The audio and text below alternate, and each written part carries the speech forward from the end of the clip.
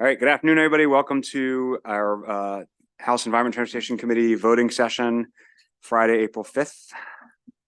I will start with a bunch of concurrences that we have. House Bill 343 is Environment Cox Creek Citizens Oversight Committee alterations. The Senate authorizes certain dredge materials to be deposited at the Hart Miller Island Dredge Material Containment Facility, subject to certain conditions, including community engagement and a community benefits agreement approved by the county executive and county council. I also want to note the Senate added an amendment on the floor related to CAD, which stands for something aquatic disposal. What's the C? Confined aquatic disposal. There is no indication that CAD will be used on this project, but the Speaker Pro Tem and I are working to get some confirmation on that sort of offline, so we don't have to hold up the bill on that issue. So with that, I would move to concur with the Senate amendments. Delegate Naraki. Thank you, Mr. Chair. Mr. Chair, how many miles is there? Is it 5 or that's what I'd heard? The floor amendment added by the Senate refers to within 5 miles of Hart Miller Island. It's irrelevant because they're not using CAD on this project, but we're going to get additional confirmation of that, so that won't matter what the miles are because it's not going anywhere. Okay. Thank you, Mr. Chair. Is there a clarification, Kristen? Okay. Any further discussion? Okay. All in favor of concurring, signify by saying aye. Anyone opposed to concurring with the amendments? Delegate Jacobs. Okay. Passes. House Bill 43 is motor vehicle registration exception for golf carts authorization. Congratulations on the omnibus golf cart bill. They did make some changes. They struck the authorization for night driving and the occupancy limitation.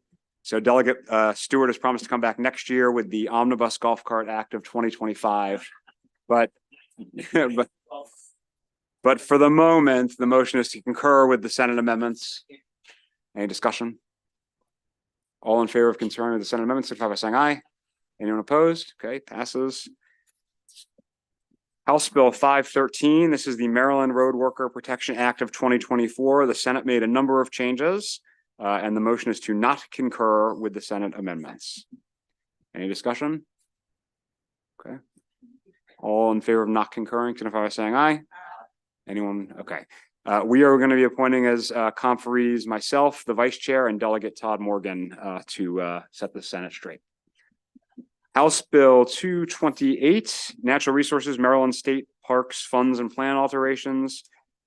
The Senate raised the maximum procurement amount from $200,000 to $400,000 for a critical maintenance project to qualify for small procurement procedures. My understanding is the administration is okay with this change. Yes, as well as the amount of money, because the $400,000 given the bill, first of all, altered the date, and so they would have by 2029 in the critical maintenance. Can you turn our mic on?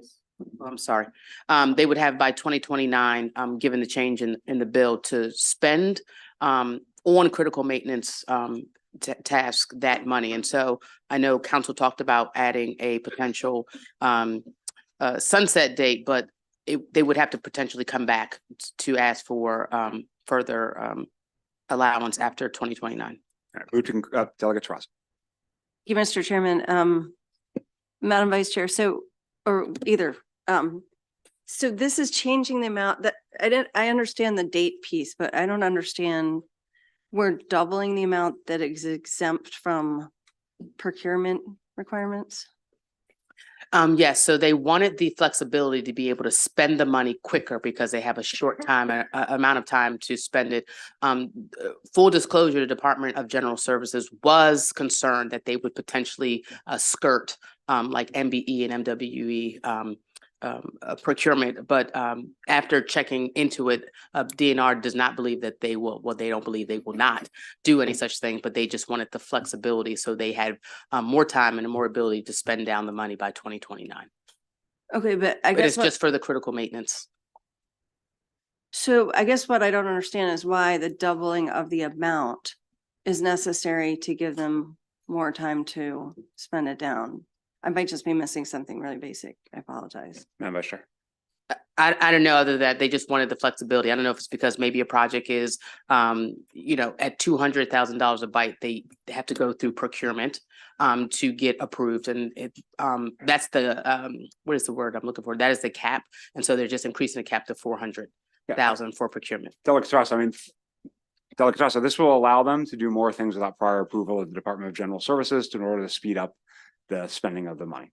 But does it let them out of procurement It, requirements? it lets them out of regulations from the Department of General Services and allows them to do things on their own for this one particular fund, which will be used up by a year. I think the Vice Chair just said a few minutes ago that I missed. It doesn't keep them from having to follow those other kind of procurement rules around. It doesn't? Okay. Motion is to concur with the Senate amendments. Any further discussion? All in favor, signify by saying aye. Anyone opposed? Okay. We have a voting list, I believe. I'm sorry, Delegate Holmes. Before you go to there, I've got a question about the concurrence and concurrence for the Senate bills. We haven't received, I don't think, any information back yet from Senate on other bills that we are looking for conference committees. We did get the appointees to their conference committee on the asbestos disclosure bill, if that's what you're asking about. So we do have that now. Oh, we do? Yep, Ben just got it, so he'll share it with you after this meeting. Okay, so things are moving right along. All right, other questions? Okay, we have a voting list. Now, I just want to be clear. These are bills that were just voted out of the House Rules Committee, so they've not been formally assigned to us because they need to be assigned, when we are in session. So we are basically pre-voting these because they are all cross files. And you'll notice we are, just dealing with cross files that we've spent a lot of time working on. So we're just trying to be courteous to the senators, at least for now. So I would start with House Bill 155, which is the noise abatement pilot program now for just Montgomery and Prince George's County. And I believe we voted on a concurrence on this yesterday. I would move the bill. Second. Any discussion? Delegate Foley. Thank you, Mr. Chair. So I'm a little confused about the process here. So these are, will these bills require any amendments or no? Nope, we're doing these because these all except one can just be voted on. Okay. And we can come back after floor tonight and do it, or we can just kind of pre-do Yeah, it now. I'm just trying to doing figure that out. as So a- all we're doing is these are just exactly in the same posture as the House bills and we're just passing them through. Yes, one, Okay. and one does require a small technical amendment to make that Okay, happen. okay. Yes, we are basically just conforming to what we've already done. Okay, great. Thank you. Okay. All right, on SB 155, all in favor, signify by saying aye. And in which we recorded in opposition, Delegate Jacobs, Delegate Naraki, and Delegate Baker. Okay.